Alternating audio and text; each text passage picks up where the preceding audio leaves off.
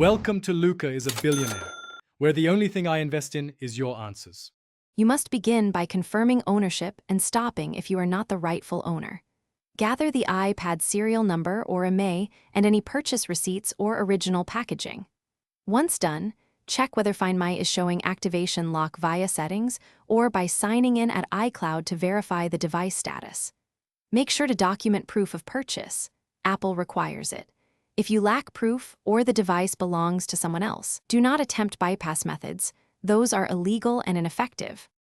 Next, contact Apple support or go to an authorized Apple store with the iPad and your original proof of purchase. Bring government ID that matches the purchase.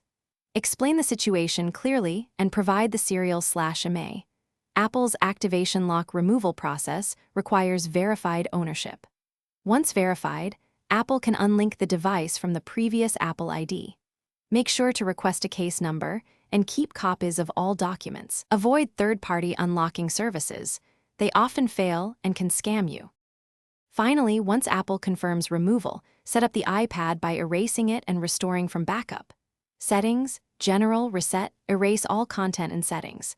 If Apple cannot assist, gather additional proof like bank records, seller correspondence, or shipping documents, and then escalate through Apple support channels or consumer protection. If something goes wrong, keep the Apple case number handy and request supervisor review.